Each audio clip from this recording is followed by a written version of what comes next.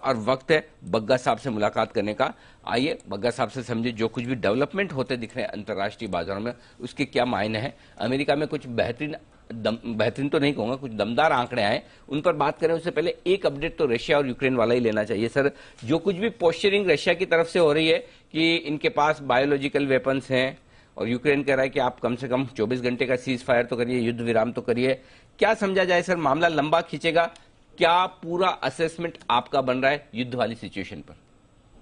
जी अनिल जी, जैसे कल कहा था कि पुतिन हार चुके हैं जंग, क्योंकि जो भी एनालिसिस था कि 48 घंटे से 60 घंटे में इनका कब्जा हो जाएगा पूरा, इतनी बड़ी 10 गुना सेना इनकी खड़ी थी यूक्रेन के मुकाबले। बट यूक्रेन के सारे नागरिक अब जंग में उतर आए हैं और मिलिट्री को बहुत सहयोग दे रहे हैं, और काफी रशिया के जो फोर्सेस थे उनको ध्वस्त किया है। तो पुतिन हार चुके हैं। अब उनको यही देखना है कि सीरिया की तरह क्या वो बहुत जबरदस्त बमबारी करेंगे और तहस नहस करेंगे यूक्रेन को, या फिर उनको कुछ विकल्प मिलता है कि वो सड़क से उतर पाए, एक ऑफ रूट वो ले सके ताकि उनका फेस सेविंग हो जाए। यूक्रेन ने कह दिया है कि हम न्यूट्रलिटी के लिए तैयार हैं, बट आप हमारे से आप छीन नहीं सकते वो दो प्रांत जो हैं,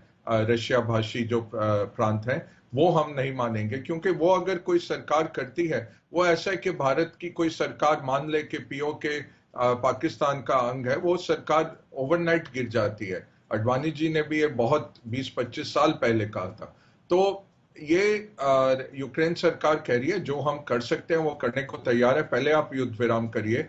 बट पुतिन दिख नहीं रहे ये करते हुए, तो ये अब लॉन्ग टर्म थोड़ा खिंच सकता है, और 2-3 हफ्ते ये जंग खिंच सकती है, हमको तैयार रहना है। इससे अहम क्या बात है कि जो कमोडिटीज में जो गड़बड़ हो गई है वो रहने वाली है, तो उससे तंग होने वाले हैं मार्केट्स। स्पेशली भारत में हमें प्रॉब्लम होने वाली है, तेल इतना हाई, क्योंकि तेल $100 भी आ जाए, 95 भी आ जाए, उस पर भी हमें काफी चिंता रहती है। तो इन्फ्लेशन और कमोडिटीज इशू है। तीसरा जो निकल का निकल के आया, बहुत चौंकाने वाला एक केस आया अनिल जी, कि जब निकल की कीमत $50,000 से $1,00,000 कुछ घंटों में बदली, और फिर पता लगा कि चीन की एक कंपनी उसकी बहुत जबरदस्त शॉर्ट थे निकल में, और लंदन मेटल एक्सचेंज LME, जो हमें लगता था कि एक एक्सचेंज है, वेल रेगुलेटेड है, अब निकल के आ रहा है कि वो तो हांगकांग स्टॉक एक्सचेंज की सब्सिडरी है। उन्होंने सारे ट्रांजैक्शंस कैंसिल किए, $50,000 से $1,00,000 के। उनको टाइम दिया, बिल्कुल अपने रूल्स के विरुद्ध। वो चाइनीज कंपनी को टाइम भी दिया इसको मार्जिन कॉल को लाने के लिए। पुराने ट्रेड सब कैंसिल कर दिए, तो जिसके भी प्रॉफिट बने थे $50,000 से $1,00,000 जब गया, और करोड़ों में लोगों का जो प्रॉफिट था वो काट दिया, और अब बंद कर दिया निकल ट्रेडिंग।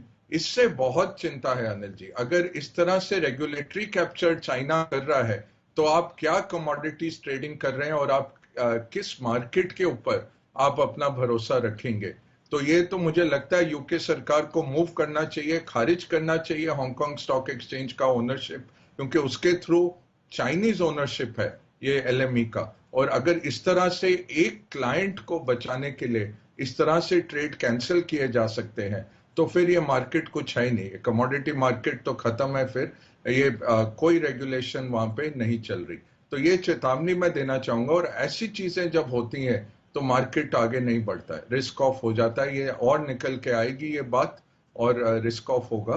तो कॉशन ही है, और स्पेशली वीकेंड में जाते हुए कॉशन रखिए, कुछ पता नहीं किस तरफ ये मुड़ेगा। ये जरूर है कि नेटो नहीं अंदर आ रहा, ये हमें बहुत उससे प्रोत्साहन मिला, मार्केट भी बढ़े।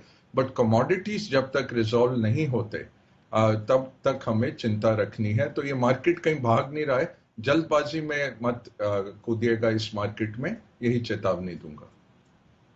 बहुत इंटरेस्टिंग चीज आपने बताई कि क्यों इस तरह से निकल के दाम बढ़े हैं और किस तरह से शॉर्ट स्क्वीज हुई है। ये सारी की सारी बड़ी चीजें, किस तरह से एक्सचेंजेस बंद हो जाते हैं, बड़ा गेम होता हुआ दिख रहा है। पूरी तरह से ये एकदम साफ नजर आ रहा है। एक और इंटरेस्टिंग चीज है, 40 साल के ऊंचाइयों पर पहुंचा है अमेरिका में महंगाई दर का आंकड़ा, और अब फेड की मीटिंग भी होने वाली है। उस पर भी एक बार मैं बग्गा साहब से राय